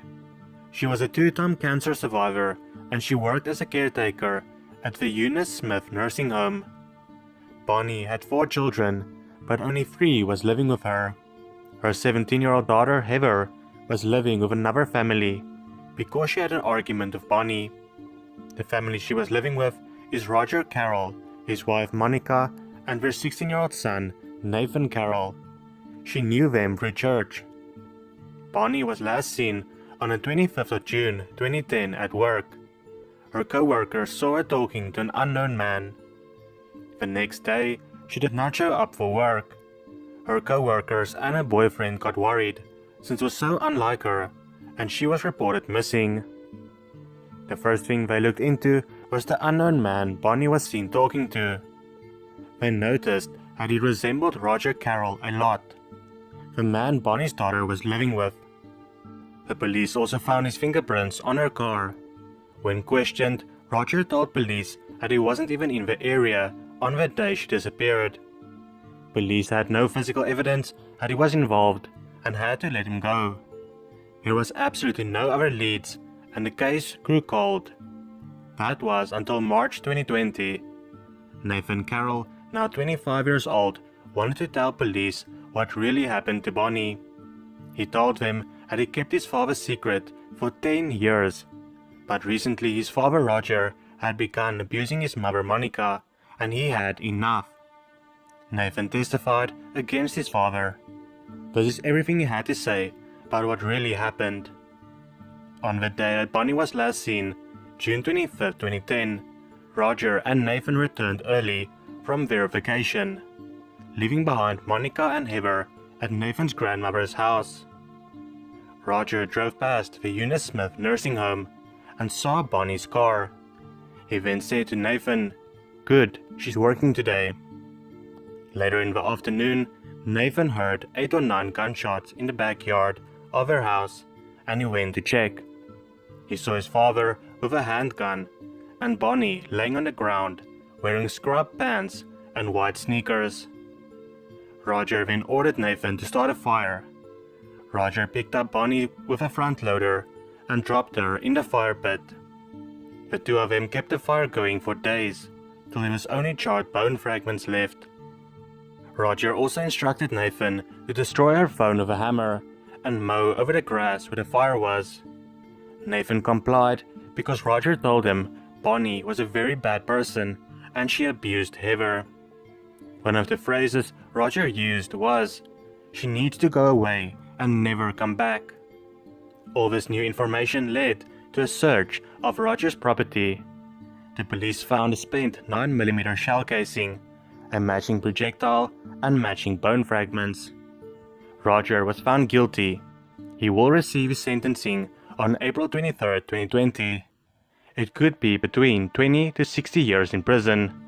Because he used a weapon, he could even face life in prison.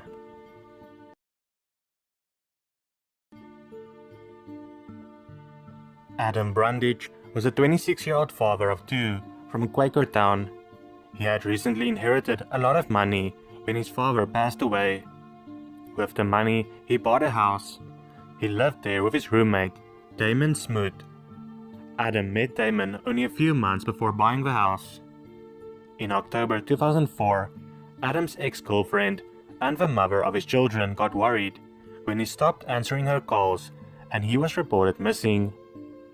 One of the strange things was that Adam's roommate Damon was still living in Adam's house all alone and was driving Adam's 1997 Mercury Cougar, which was his most prized possession. Damon told Adam's mother that Adam gave everything to him. Each time the police or someone asked Damon what happened to Adam, he would tell a different story. He said Adam went to Iowa because he was behind with child support. Then he said that Adam went to Wisconsin to flee an arrest warrant. The story would change a couple more times after that. Only this year, in 2020, did Damon decide he will tell police what happened. On January 9th, he agreed to plead guilty and he told police everything. He told them how he was jealous of Adam and all the possessions he had. On October 4, 2004, Adam called Damon asking him for supplies he needed to fix something in the house. Damon told Adam to meet him at his workplace. There, the two of them got into a massive argument. Damon retrieved a baseball bat from his car and hit Adam over the head with it. Adam fell to the ground and started having a seizure. Damon then placed his fingers over the nose and mouth of Adam until he stopped breathing. Damon showed police where he had buried Adam. It took more than a day to retrieve the remains.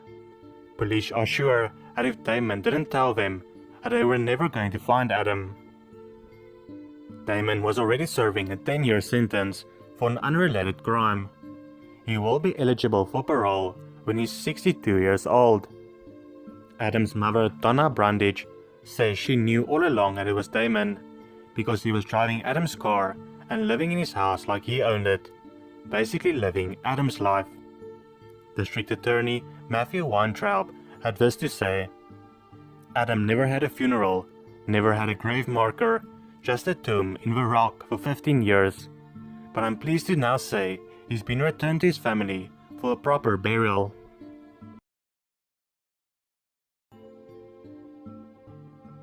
James Essel was a loving father and husband living in Montgomery County, Virginia Beach. He owned the Sugar Loaf Mountain Market convenience store. In March 1992, James's body was found laying behind the counter. He was stabbed 29 times. It was clear that he had fought hard for his life, since the suspect's blood was also found at the crime scene. This was the only lead police had, but DNA was not as advanced as it is nowadays, and they couldn't do much with it. In 2017, police sent the DNA samples they had collected to Parabon Nanolabs.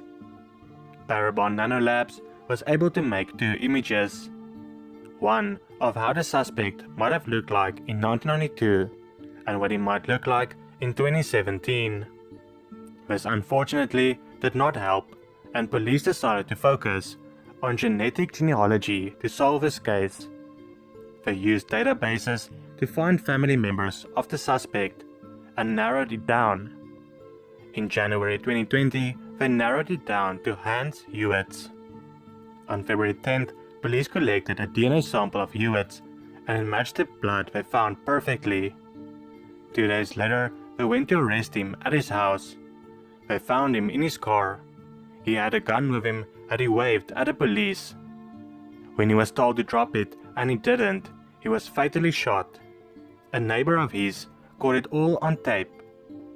Hans's wife believes her husband is innocent and is now working to clear her deceased husband's name. Yara Gambarazio was born on 21 May 1997 in a small town named Brimbate de Sopra in Italy. Yara's whole life revolved around gymnastics. All of her friends did gymnastics as well, and she loved participating in competitions. On November 26 of 2010, Yara left her home at about 5:15 p.m. to go to the Brimbate de Sopra Sports Center, which was only 700 meters away. She was supposed to be only out for half an hour to an hour or so, and then come back home. At 11 minutes after 7 that evening, Yara's mother calls Yara, but it goes straight to voicemail. A few minutes later, they call the police, since it was unlike Yara to not respond to their calls and be out later than she's supposed to. The police soon arrived, and also the military, which they call the Carabinieri. Hundreds of volunteers also helped search for Yara. The police tracked Yara's last movements. They found that Yara did make it to the sports complex and did some training. At some point after 6 p.m, she left the sports complex, and at 6:44 p.m, she texted a friend arranging plans to meet up the following Sunday. At 6:49 p.m, signals came from Yara's cell phone in a small town called Mapello, about 5 kilometers from where she lived. A few weeks after her disappearance, the police thought they had found a man responsible.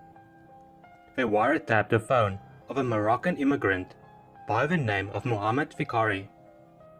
Mohammed said something along the lines, "Oh, forgive me, God, I did not kill her." Mohammed worked as a builder in Mapello. In the back of Mohammed's van, there was a mattress with bloodstains on it. It wasn't Yara's blood, however, and apparently Mohammed's call was badly translated, so he was let go. Exactly 3 months after Yara disappeared, in 2011, there was a man who was flying his new remote-controlled airplane in an overgrown field that came across a lot of rags on the ground. He then noticed shoes, and he soon realized he was looking at a badly decomposed body of a young girl. The police immediately came and identified the young girl as Yara because of her clothes she was wearing. She had a couple of facial wounds that was caused by a blunt object. Her cause of death was hypothermia due to exposure. In her hand was a lot of grass that she was pulling out in her last few hours. On Yara's underwear, they found a tiny piece of DNA that did not belong to her. They called the suspect Unknown One. Using the DNA, they could determine that it was a 95% chance the suspect had blue eyes. The police took DNA samples of every person that met Yara or could have possibly known her. In 2011, they found a man that had a Y chromosome they were looking for. The man with the last name of Garanoni was in South America at the time of Yara's murder, and his DNA was not a perfect match. So they knew it had to be a family member of this man that was the suspect. They found that a lot of people with the last name of Garanoni lived in a town called Gorno.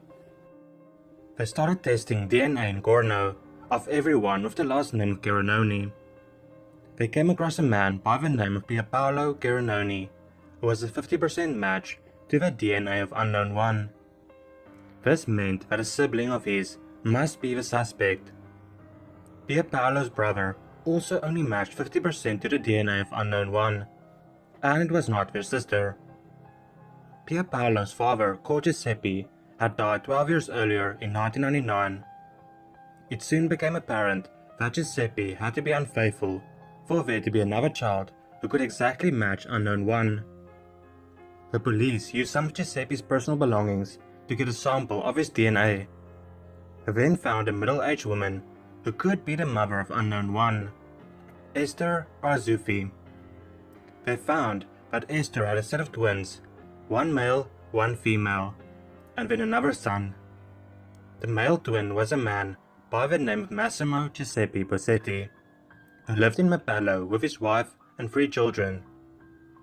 After the police smartly obtained a sample of Massimo's DNA, they matched it with the DNA of unknown one and arrested him. Esther must have been unfaithful to her husband because the twins are both Giuseppe's.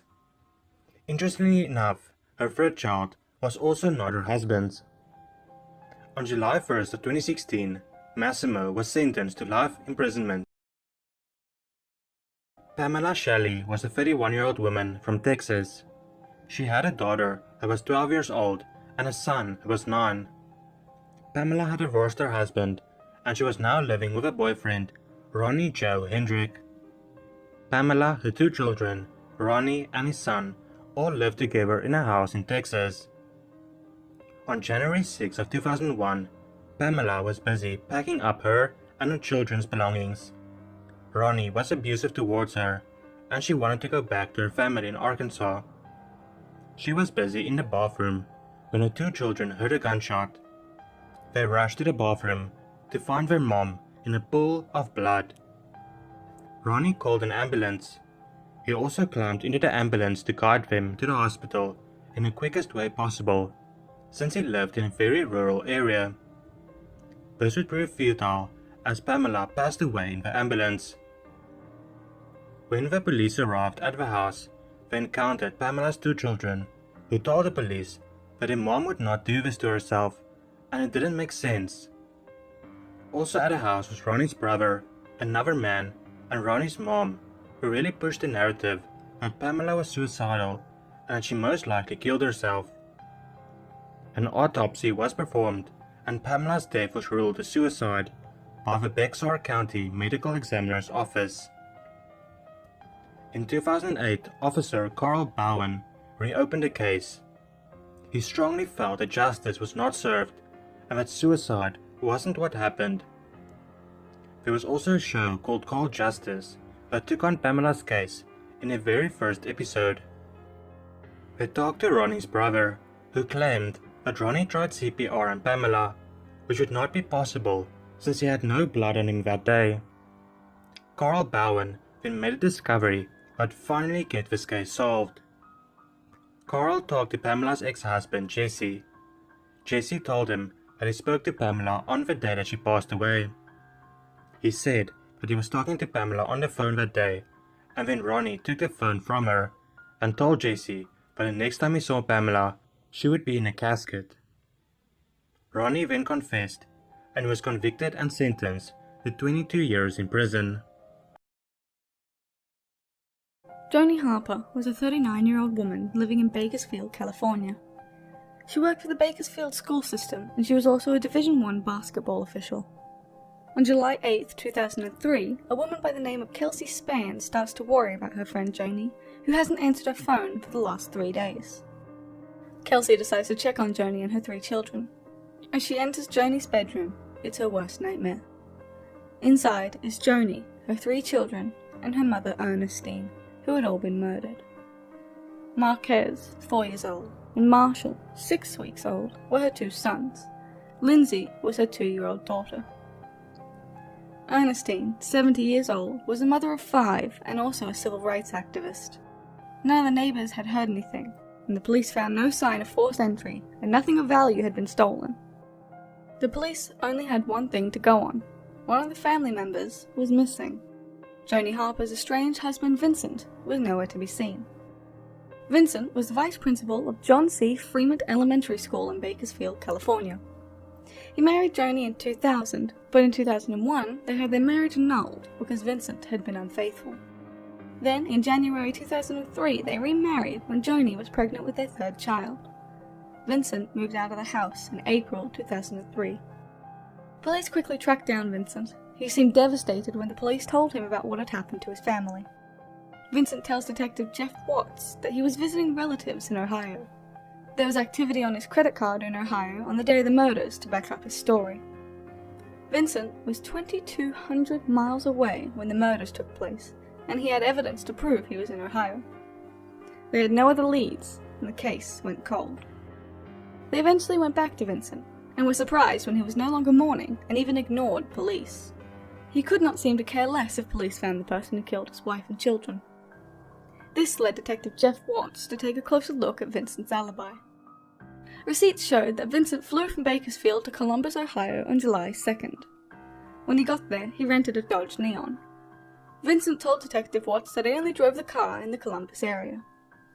When the detective looked at the records, however, they found that Vincent had put 5,424 miles on the vehicle. When asked, Vincent had absolutely no explanation for this. Detective Watts was pretty sure that Vincent drove the car from Columbus to Bakersfield and back, but he had to prove it. Detective Watts flew to Ohio to have a look at the Dodge Neon. The car was cleaned by the rental company, so he found no evidence inside. What he did find, at first, seemed to be unimportant, but would blow this case right open. Detective Watts found a lot of bugs in the car's radiator, and suddenly came up with a plan. He thought to himself that surely the insects could reveal where this car had been. Detective Watts turned to an insect expert, entomologist Dr. Lynn Kimsey.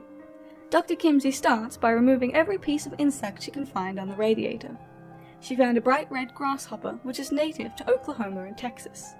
This proved that Vincent drove outside of Ohio, but not quite that he drove all the way to Bakersfield, California. She then found a paper wasp. The paper wasp got its name from the papery material it creates when building a nest. Paper wasps are only found in California. This was the evidence that the police needed. The question remained, however, how was Vincent able to drive to Bakersfield and also make purchases in Columbus at the same time? Detective Watts contacted the stores where Vincent made his purchases. He also retrieved surveillance tapes from the stores. What they saw was Vincent's brother making purchases and signing as Vincent. In April 2004, police arrested Vincent and charged him with 5 counts of murder. He was found guilty of all 5 counts.